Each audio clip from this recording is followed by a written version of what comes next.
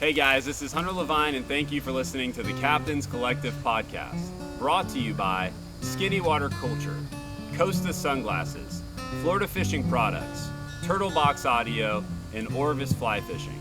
In today's episode, we travel down to Corcovado, Costa Rica, to interview author Tom Olivo, who shares with us what he's learned from over 30 plus years of studying high performers and how their lessons can translate to our time on the water.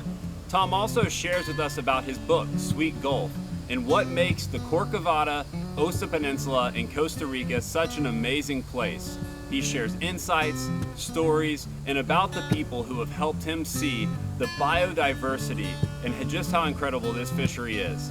If you're enjoying this podcast, please help us out by leaving a review and sharing with friends. Thank you for listening. We hope you enjoy. This is the Captain's Collective, Into the Jungle.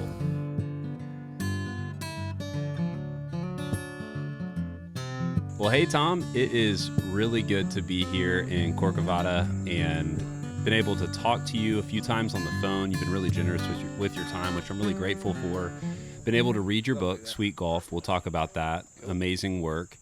And as our group got prepared to come here, I couldn't think of a better book to be able to look at, to learn about the fishery, the history, the wildlife on and off the water.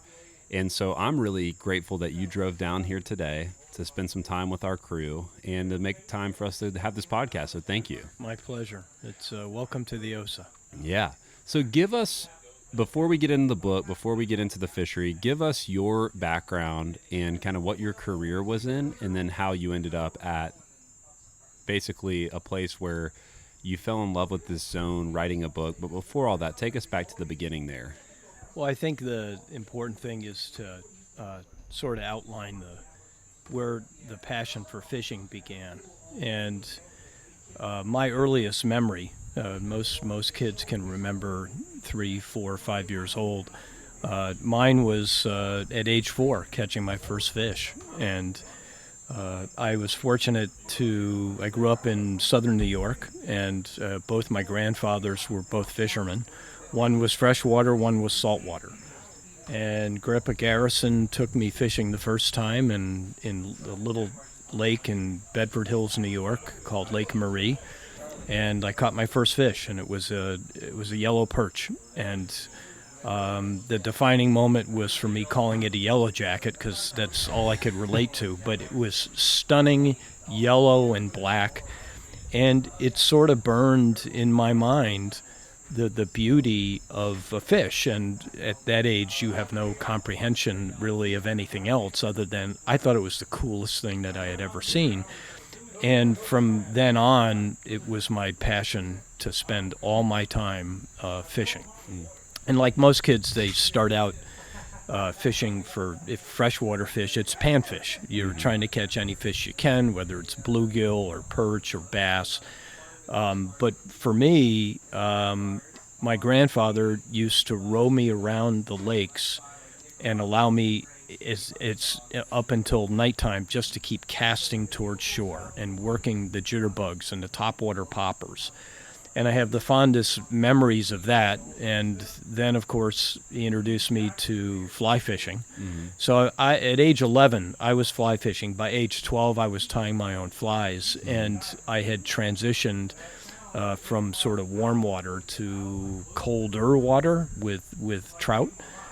And the other memory I have is that my parents were so supportive of me going fishing and recognized it's a pretty safe thing to do. Mm-hmm. At age 8, my dad used to drop me off at Muscoot Reservoir and let me fish all day and come back and get me at sunset. And the memory I always have is I would say, "One more cast, Dad, one more cast." Mm-hmm. And my mother tagged me with the nickname, "One More Time Tommy." And all fishermen can relate to that, because you actually believe you can catch a fish on every cast. So that was the foundation, and then it evolved into taking trips to Roscoe, New York, to fly fish for trout in the no-kill rivers there, and meeting some of the people who were very vital to the fly fishing community back then, whether it was Harry Darby or and you look at the people that used to live in New York City and go up and fish in Roscoe, New York, because that was kind of the trout capital of the Northeast. And I was fortunate to be able to experience all that. And in fact, my parents said, look, if you don't miss any school between January 1st and April 1st, you can take off April 1st and play hooky and not have to go. Both my parents are teachers, and they realized, okay, I'm probably learning as much out on the river as I am in the classroom. And so they let me play hooky, and to do that every year on April 1st when trout season opened. So that was really important. I then got into very competitive sports, both competitive tennis, and I was a diver and a gymnast. And that had a lot to do with the college I chose to go to. And ultimately, because of my love for the outdoors and nature, I became a geology major. And it allowed me to be outdoors studying nature and the history of nature with the geomorphology and studying rivers. And I was like, hey, that's pretty cool. I can get a degree in something that I'm pretty passionate about. My master's work was in glacial geology, so once again, just kind of following that path to study landforms and to understand the hydrogeology of what happens with groundwater and with rivers, and so that was my early upbringing and education. And the other kind of milestone from a fishing standpoint was moving to Bozeman, Montana. And my wife, Katie, who I met in 1987,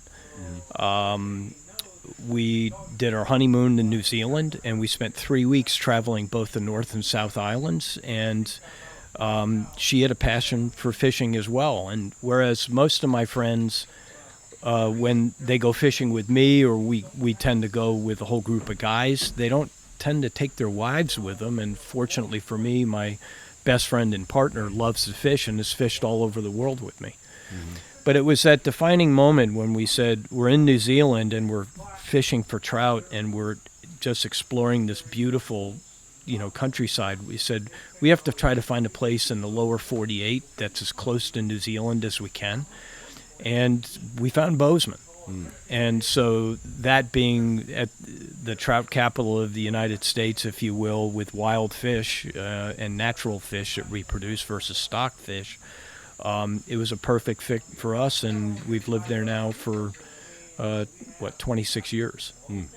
The other part of my professional career was that you're not going to meet very many people who could chart a course as independent as I did. And I think, my dad allowing me to explore nature in the wilderness and to fish created a sense of independence. And so I've had my own consulting firm for over 30 years, and the privilege I've had is that I've spent all my time with more accomplished people than me. And so when you have something like that, you start to recognize that everybody is really good at something. And so the opportunity to learn from people, either as a coach or a mentor, and in this case fishing guides, really created the perfect opportunity for me to take my fishing from something that was pretty narrow with trout fishing to expand it to steelhead and to expand it to salmon, and then start the saltwater fish. And I had the privilege of traveling in 30 years of my career to all 50 states and many other parts of the world, and I would always combine my travel with fishing. And I got the chance to, whether it was from Maine to Miami or San Diego to Seattle, I got a chance to learn all the different techniques of fishing from all these spectacular guides. And so then haphazardly getting down here to Costa Rica, this is the ultimate diversity fishery probably on the planet. And I'm now up to 89 species of fish that I've caught here. Wow. And it's somewhat inconceivable to think about that you're going to have that many fish that you could catch on any given day. So that's a little bit of the background and kind of the focus and the opportunities I've had, and that sort of led me to how do I share this experience and how do I capture it image-wise that people can experience it if they can't get here, and that's where the concept of the book Sweet Gulf came. Now, I want to talk more about the book, but one of the things that I was excited about was as I began to learn a little bit about your consulting career and focused on high performers and people who have really excelled in a lot of different areas, that's something that for me with this podcast I can relate to, because my desire was to be the worst angler, the worst fisherman in the room, and to get to learn from people.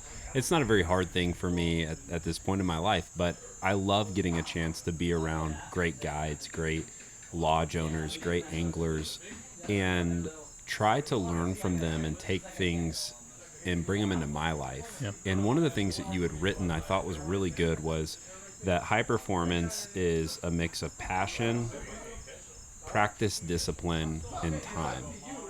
Could you link some of what you learned from your time studying high performers to what you see in the fishing world with anglers and guides and people like that? Absolutely. And first of all, it's a privilege for me to be with you today, especially in the company of the people that you've had a chance to interview. And many of those people I've looked up to in many different ways throughout my life. But in particular,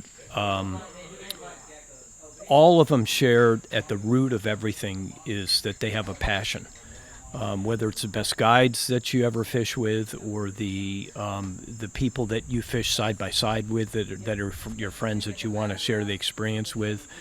So at the root of that is an appreciation of many multifaceted elements of fishing. It's not just catching the fish, it's being in the environment, it's sharing the experience with other people.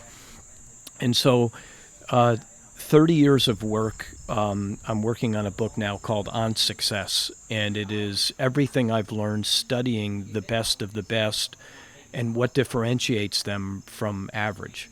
And so in the business world or in this athletic world, it starts with the way that they're naturally hardwired. And there are common denominators here. Not everybody is hardwired to be driven. Not everyone is hardwired to put in the effort for the practice discipline. And so at the root of that, there is a natural either physical ability, mental ability, or something that defines their personality. The passion element comes into play with how much are they willing to work? How hard are they willing to work? What kind of effort are they willing to put in? When it gets really tough, under any circumstance, are they willing to persevere through that? So I've always seen, especially with fishing and with athletics, it's a lot less about patience and a lot more about perseverance. That you have to suffer with the best of them at times to basically get the repetitions in to create the unique opportunities. So you combine the natural hardwiring, whether it's physical or mental, you combine that passion, and then all of a sudden the role models emerge where they can learn from, and they start to learn all the skills and the techniques, and that all wraps up in a package. So there are a lot of common denominators for success, and whether it's sports or whether it's fishing or whether it's business. The other side of this is that in what we're doing now and why you're down here, you're trying to share this experience with people. And you get to a certain age to where you really are only prioritizing three things. First, it's the relationships. Next, it's the experiences that you have, and then it's a matter of how do you share those? How do you get people to have purpose and to have passion towards something? So I'm eager to listen to your friends as they're here now for the first time, and they're going out into the Gulf of Dulce, and they're going to have their eyes are going to be open wide to wonder because they've never seen anything like this. And there's a very good chance every day you're here, you're going to see something you've never seen before. So when you see the 8-year-old kid comes out of these friends and adults when they catch a spectacular blue trevally and they're looking at it and they're going, this is one of the most beautiful fish I've ever seen. That's where that passion is going to be there. And hopefully what they'll want to do is share it with other people as well. So. Yeah, you talked about perseverance, which I think I've definitely seen that, because in today's world, when you look at certain people's stories as they retell it or as they share it on social media or wherever they might, a lot of times people miss those moments that they thought about quitting, those moments that they suffered great loss because of their pursuit, the moment where, trial happened and it was really painful and it wasn't Instagram worthy. It wasn't. And as I've got to know more and more people on and off the air, I've been able to see that they get to that brink of wanting to quit, wanting to do something different. And in that pit, there's something that just pushes them through. And I think that part of that is what you alluded to, that childlike wonder and that childlike love for something that, they just can't let it go. And I think that's been really neat for me to see in hearing people's stories, especially when people are bold enough to share those elements of their life, which is hard to do. And, and then back to so there's that perseverance piece. And then the piece about mentors too, is that, people are really intentional about, man, I was willing to sit at the boat ramp and, wait for this person and try to talk to him kindly, or I was willing to mate for this person, or I was willing to, do whatever I could take to try to get around and ask these questions and have this opportunity. And so I think sometimes people look back and they say, oh, that was luck. They were lucky. I'm curious, as you've studied all these high performers, the place of luck that you would kind of consider the balance, I guess, between luck and intentionality. I really, I'm glad you asked that. Let me circle back to that. I want to talk a little bit about the perseverance part first, because there's perseverance in life where you have setbacks, sometimes with your health, sometimes it's with family members, other times it's with falling short of disappointment on things that you've set for yourself. Other times you have professional disappointments as well that you need to recover from. And then there's those categories where it falls in the hobby. As a competitive diver, you have to fail a lot in order to learn the right techniques, and everything is a building block on top of one another. And so you're going to fail far more often than you're going to succeed, and then eventually you get to a proficiency level where you're trying to do things perfectly, and yet it takes 11 years to develop an elite diver. One of the things I've always done in interviewing people with respect to an executive that I may be coaching or someone that we're hiring, I'll ask them the question. I said, tell me about the earliest memory you have where you had the single greatest failure personally. How did you handle it and what did you do about it? And I'll ask the same question again professionally. Tell me about in your professional career when you had a major disappointment, setback, or failure. How did you handle it and what did you do about it? I have a theory that the earlier in life that you face those adversities is almost the equivalent of compound interest later in life. And so when you take someone that early on had to overcome those obstacles, they develop a resiliency and a pain threshold that's very different than people who haven't gone through that. Now, that's on the personal and professional side. Take that to the hobby.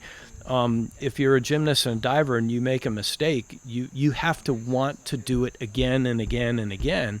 And if you're a 10-meter platform diver and you land on your back going 30 miles an hour from 30 feet up, it hurts a lot and can break ribs, and you come up spitting blood and everything else. And it takes a lot to get back up there to overcome the fear of something where you've had a major mistake or a failure.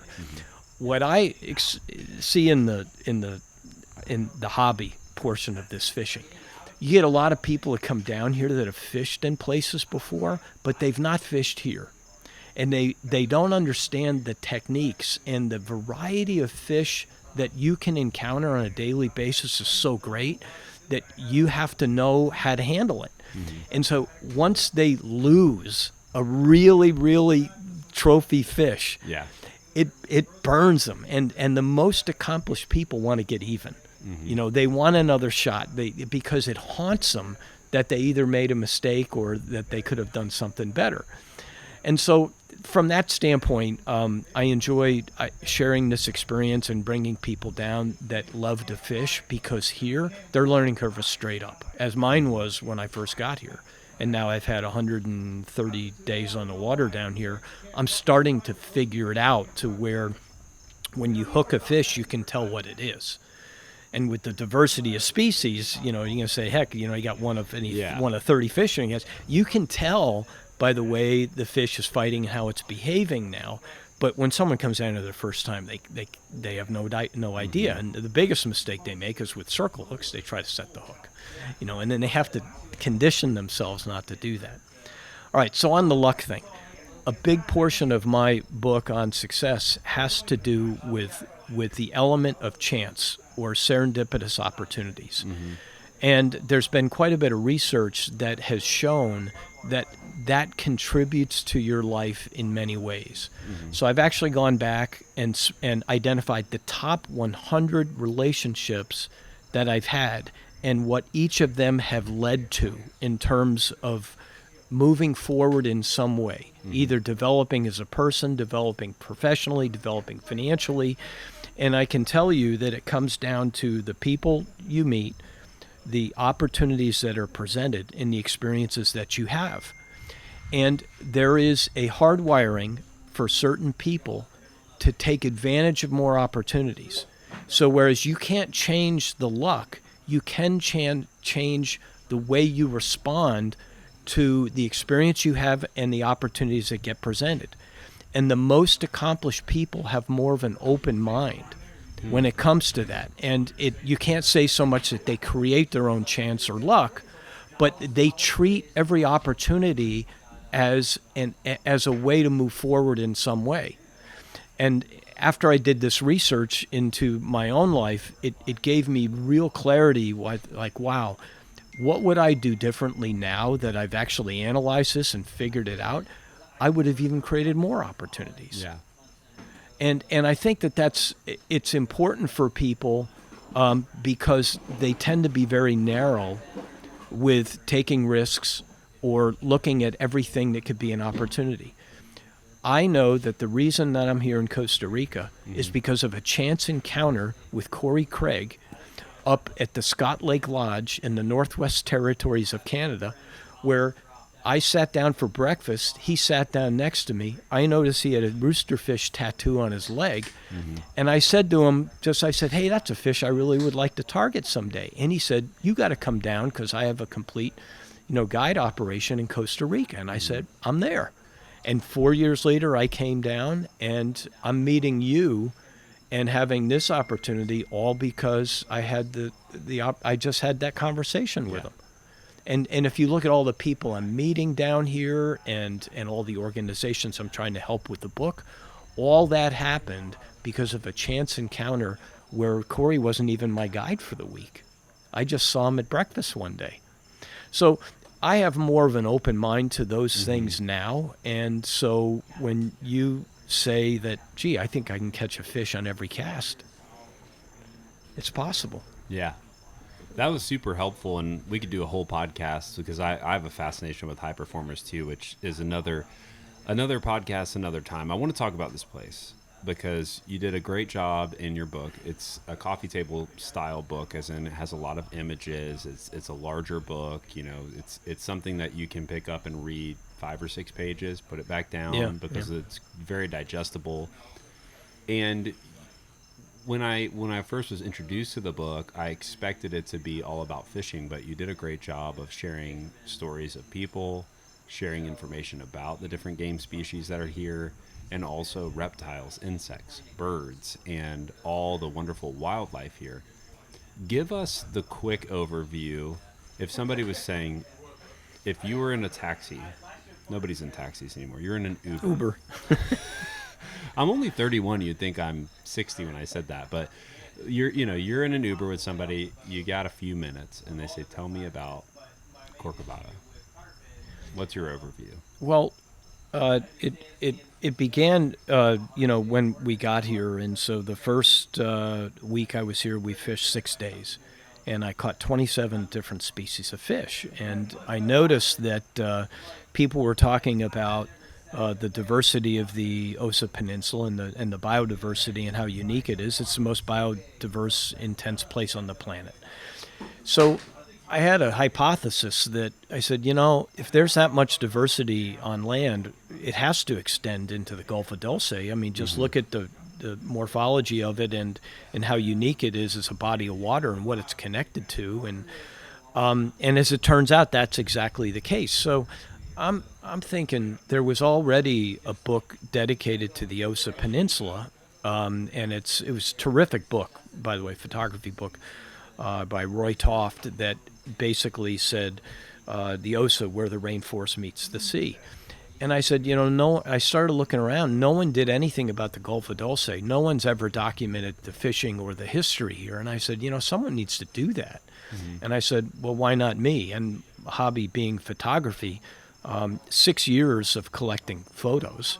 I started out with 1.2 million photos. And how do you distill that down? So the main theme was, how do you capture something as broad as the Osa and the Gulf of Dulce?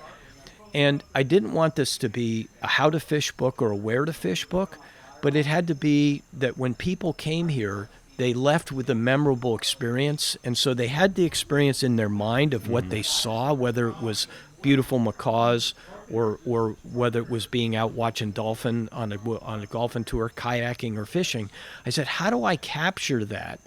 And how do I have more of an emphasis on the Gulf of Dulce and the fishing, because there was none of that in the first book that was done on the Osa Peninsula. And so the weighting of it had to be sort of towards the fishing, because I came here for the fishing and discovered the rainforest. And so how do you weave those two things together? And in all of the research, I started to get introduced to the non-for-profits that were here with all of their conservation efforts.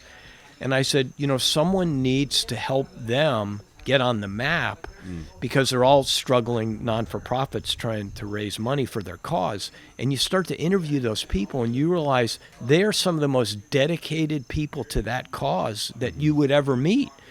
And so I featured 7 of them in the book because they've made it their life calling to do that. And so the ability to weave in the landform, the marine biology, all of the top game fish that are here, the history of sport fishing, which has its own unique story with the McGinnis family and with Roy Ventura, when you look at the different lodges that are here, Crocodile Bay and now Botanica. There's a lot of that history that no one had ever written about. So that was the idea, that I wanted to make a publication that would serve as a memorable experience. And your group that's come down is the first group that I've had that got the book on the front end. Yeah. So you used it to say, hey, here's where we're going and here's what we're going to do. And the one question I want to have for me at the end of the week, I said, look, based on what you saw in the book, how does that compare to what your experience was? Yeah. That type of thing.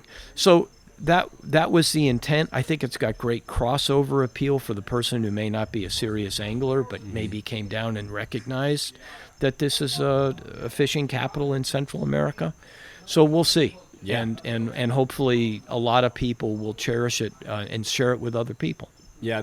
One of the things for my group coming down, I sent them the book beforehand, and you were really gracious to sign a copy, which was, just a fun kind of cool thing to get a chance to have I know a personal everybody touch. does that. I don't know why, but that's And okay. it's a fun personal touch, but I wanted our group, and I plan to do this with every trip, to be able to have some context if they want to look through it, get a feel for where we're going, the history, and I think it will help them appreciate the trip more.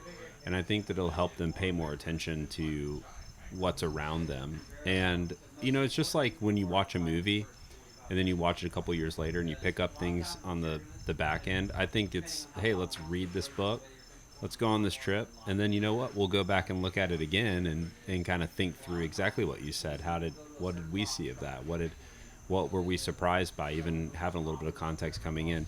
And, it's a really cool place because a lot of times I think that when I talk to guys or I've planned my own trips, you're so focused on the fishery that you can miss, some of the other amazing things off the water. And sometimes you get, serendipitous, and you get some really good food, or you get to see a cool encounter with wildlife. But here it's really unique because the ecotourism, and there's tons of people coming down here that they don't care about catching fish because there's 4 big cats, 4 monkeys, there's 100+ bird species. If you're into reptiles and seeing every type of reptile you could imagine to see, and it's just booming with life. And so you can go fish a half day, come back, take a shower, relax, have a beer, go on a walk through the rainforest. Tell me about, I think this would be helpful for people. If somebody was coming for 6 days, what's the perfect trip? Okay, I'll describe the first coming down here, and then I'll put it in the fishing context, because that's why they're here, and you're going to bring most of the emphasis is going to be that. I just had 3 groups of guests come down in the past 4 weeks. And the first was 2 of my close friends, one from Montana, one from Springfield, Missouri. They came down to fish, and we had a day in the rainforest. And one of them had been here. I've fished with them for 20 straight years in Montana and Yellowstone, and the other was the first time he'd been here. I said, I guarantee you, we will see things today that you will never have seen before. Mm-hmm. I guarantee that today I'm going to see something I've never seen before. And sure enough, we went out, we saw 3 bird species I've never seen before. I saw a reptile I've never seen before. And we go out on the water, and for them, it's all new from that standpoint. So it's the appreciation of the wonder of, you have no idea what you're going to see. The next group, I had Jack and Tim Stack come down, and I said, I guarantee you're going to see something. Now, for most of the fish, they were relatively new. We caught my 89th species of fish down here. We caught a dusky shark. It was over 200 pounds. It was a beast. I'd never seen one of them before. I don't know what a dusky shark is. It's massive. This thing it's an impressive species. It took Tim an hour and 45 minutes to land on a spinning rod. Okay, it was heavy duty, but still, it was an amazing thing. So for them to catch roosterfish, cubera snapper, to catch a sailfish, and when they don't fish salt water, they're Table Rock Lake guys, that was amazing. Next, my friend Mike Shane came down. He is a very talented photographer. He's one of the top macro insect photographers in the world. We saw 20 different species of insects he's never seen before and never even heard of. We don't even know what they are, and he's taking close-up photos. He sets a sheet up outside of the house with an ultraviolet light at night to attract all these things that come around, and you're just looking at this thing that's covered with thousands of insects. And there's so many different ones, you couldn't even count how many different ones there are.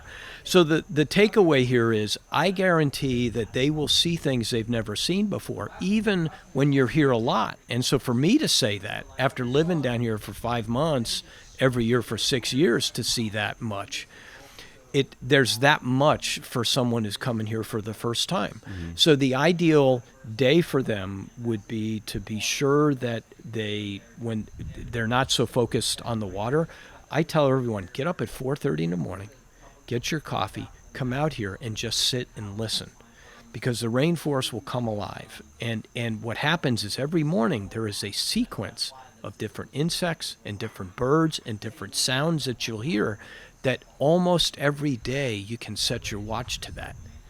And if you're not just sitting there listening and paying attention, you're going to miss it. When you go out on the water, any plans that you have, put aside. You have to go out with an open mind, because you just don't know what the game plan is going to be. So if you go out and say, we're going to have an inshore day, but you hear that the tuna are just going massive offshore and they're only 3 miles out, you got to abandon the game plan, and you got to go out there, because you're going to see something that you've never seen before. So that's the kind of open mind that you have to have. But I tell people, don't discount just early morning and in the evening. Just as you guys arrived tonight, you heard the parakeets. There were 150 parakeets right above the building here that were making a sound that was deafening. It was so loud. And then all of a sudden, they stopped. And then you go, where'd they go? It's just... So the rainforest is like that. And if you take, when you come in the afternoon, you just take a walk around the property and look at the ground, you're going to see all this life that you just have no idea is there all the time. Mm-hmm. So that's the best way to experience it, I think, is to have that kind of open mind to it. Yeah, the diversity is amazing. And then in your book, you did a good job of, the main species, the main game species. You have roosterfish. I'm going to test myself. Roosterfish, yellowfin, snook, blue and black marlin, Kubera snapper, and sailfish. Yes. I kept it to 8. Okay. I said, What okay, here are did the I top miss 7. something? Snook. I said snook. Okay, so you have snook, kubera, snapper, and roosterfish are your prize sort of inshore, and then you move offshore with, you got mahi. Mm-hmm. That's what I missed. And tuna, sailfish, and marlin. But, the other day catching a big broomtail grouper, they're stunning. Catching bluefin trevally, when they come out of the water, the iridescent color of their blue spots on them is unlike anything that you'll ever see. On sabiki rigs here, I've caught bonefish. Yeah, I saw that. I was curious about the bonefish thing because, there's just not a lot of flats, right? There's one right out here that I walked you guys down to watch the sunset tonight, and yet I've never even tried to fish for bonefish there, but I'm sure they're there. Yeah. Well, you would imagine you'd see some tailing fish, but you guys have bonefish, and people catch them on ceviche rigs, and you guys have huge monster snook, and then there's an entire freshwater scene. Tell us about that. In fact, I took every other day I either cycle or hike here, and we just had a pretty big rainstorm come through. So yesterday I went hiking up the mountain, and the water was going underneath the road. And so I stopped and I jumped up on the bridge and I looked down, and what do I see? I see the equivalent of king salmon swimming upriver. And so there were all these little freshwater fish migrating because the rains came. There were hundreds of them spinning. So do you know what species? I have no idea I have no idea. It's sort of, I said, for what you would reckon, they look like pinfish to me. They're a little narrower, but they look like pinfish. And I slow video recorded them because they were maybe 2 to 3 inches. They were leaping 30 inches in this little waterfall. Wow. I'm going, how could something have that much power it could generate to go that far when the water's raging? So with the freshwater fishery here, I've not even really explored it. There are trout in the mountains here. There are a variety of other freshwater species. The snook go way up into the freshwater. The Kubera snapper, the corvina go way up in the freshwater. You can target piranha. You guys have golden trevally? Yes, we have spectacular golden trevally. In fact, I recently caught 3 on my fly rod because there was a massive crab hatch. And so these golden trevally, which normally they're anatomically, their mouths are sort of like a little bit like a redfish, and they're designed to eat on the bottom. They were eating in the middle of the water column at about 40 feet down, because they were eating all the crabs. And I was dropping a fly down with a heavy sink tip, and I was catching the golden trevally in the middle of the water table. Huh. So I have no idea what else migrates up these rivers, but the reason it's called the Sweet Gulf is the amount of fresh water that enters from the surrounding mountains that rim the whole Osa Peninsula. And so there are, unfortunately, a lot of what happens is they poach for needlefish and for snook with either gill nets or other methods. And that's the other thing that needs to change down here. There's for the most part no adult supervision, and so therefore it gets abused. And I'm hoping that maybe there will be a greater emphasis on trying to preserve what's so special. because some of the people here feel entitled, and they're forget getting licenses. They just will go out and keep every fish that they catch, and that doesn't help the fishery. So one of the things I was curious about is, and you talk about this in your book, you need to be ready for whatever the day gives you. Yeah.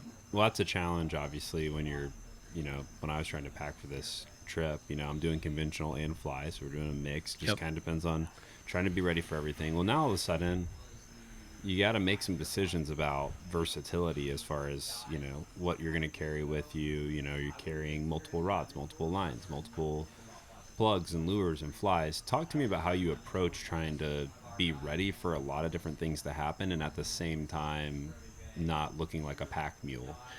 Okay, so I've fished with most of the guides down here. They're all terrific. They're extraordinarily knowledgeable of the fishery. They have pretty good equipment. I tend to like to bring my own equipment even down here when I'm on the boat. The loyal guide that I use is Corey Craig, and he knows whenever we go out, the game plan's pretty much the same. He's got to bring some diverse equipment, and so do I, because we're going to take what the Gulf gives us or offshore gives us. So lately what I've been doing, especially with my guests that come, is I let them fish predominantly when there's live bait out, and so they're always up on the rod. I let them fish with topwater, either plugs or poppers or anything like that.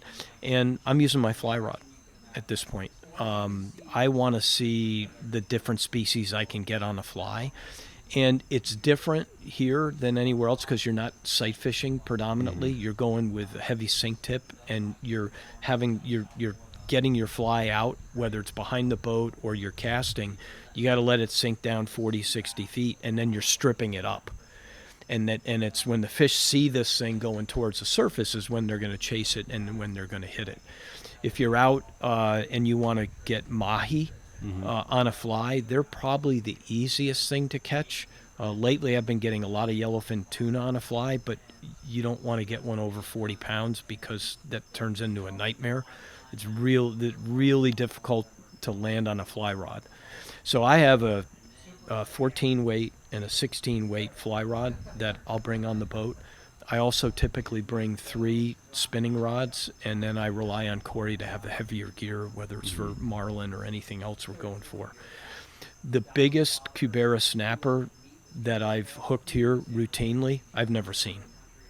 They're too powerful. They could be 60, 70, 80 pounds. You can't stop them, no matter what gear you have. I went on 5 different outings. I went 0 for 17 on a school bus that was sunk out here trying to catch what lived in there. And that fish broke me off 17 straight times. Wow. And I was using the heaviest gear that I could have. And so I'm assuming it's a Goliath, yet at the same time, it could easily have been large Cubera snapper, 60, 70, 80 plus pounds. So when you go out, what I would say is take the morning to focus on one thing, take the midday to focus on another. And when you come in at night, always come in and troll along the beach to try to get a rooster fish at the end of the day. And so that is a great game plan because you've got inshore, inside the Gulf, near shore, which is right along the edge of the pelagic zone out there, and then offshore, which sometimes you only need to go offshore 1 mile to 3 miles to be into marlin, sailfish, mahi, tuna. So be flexible with that, but it depends on what your goals are personally. If there's a particular fish that any of your guys want to target, because I know they want rooster fish, always leave time at the end of the day to do something to come in, because it's a great way to finish the day. No, that's super helpful, man. And I've really enjoyed this time just getting a little bit of an overview. My last question is, as people listen to this and they start to hopefully look into this area, what is your hope as you've written this book, and I'll make sure there's a link in the bio and we feature it. What is your hope that people will take away about this space? Well, I had a number of people ask me on the front end, why are you doing this, and are you going to ruin it, by exposing it? And I said, first of all, it's already been discovered. It's not like no one knows this exists or anything. The number one thing is a greater appreciation for it. I may be the only guy who's actually counted the different species that he's caught down here. I talked to all the guides, always ask them, I said, did you ever keep track? No. But with Corey, who's been here 20 years, and we're still catching fish that he's never seen before, that tells me how special it is. And whereas there are other parts of the world that clearly I haven't gone to fish yet, but most of the time when we go to a fishery, we're targeting 3, maybe 4 species, and that's about it. To come down here in the first week of visiting and to get 27, I knew that this was really special. So how do you put it on the map to where it's something that someone's going to cherish and respect, and try to preserve it? And it's not just the non-for-profits, whether it be for the turtle restoration or conservation program by Manuel Sanchez, or if you look at the Saving Coral Costa Rica and how they're trying to reseed all of the coral reefs around here. You have each of these organizations that are dedicated to try to get it back sort of to what it always has been. But, you're going to have people that come here and say, they still want to say, gee, I wonder what it was like 50 years ago. And chances are it's kind of like the way it is now. So we've not destroyed it yet. We've not abused it. I know the people at Botanica, I know at Zancuda Lodge, they're very dedicated to the catch and release aspect of things. Their guides are very informed as to here's what we should do and shouldn't do. You're not allowed to bring a sailfish out of the water. I mean, there's a $3,500 fine if you take a billfish out of the water to pose for a picture. So this is really starting to happen. Earth Race and Pete Bethune, with him patrolling the marine protected areas to try to limit the poaching and the abuse from the longliners. Now the longliners have been pushed offshore 60 miles, so in the next few years here, this could be one of the greatest yellowfin tuna fisheries in the world, because there's that many more fish that are going to be within reach every single day. And so you're going to be fishing with Don McGinnis. He's dedicated himself to the conservation down here. He helped get rid of a lot of the commercial fishing with respect to the shrimp boats that were here, and the abuse of catching bait inshore in the Gulf. He helped define with FECOP exactly where the no fishing protected zones are. So you have enough people that have that base, but there is no adult supervision out there. And so people have to recognize that who's responsible. You can't say it's like in the States, it's Fish and Game or wildlife protection. It's all of us. So if all of us recognize how unique it is and how special it is and experience it, maybe we'll contribute to these organizations. Maybe we'll release more fish than we keep. Maybe we'll treat the fish differently with ethical practices when we catch them. So hopefully all of those things will happen. But I will tell you that for the most part, the guides down here are really dialed into how unique this is, and they want to preserve it.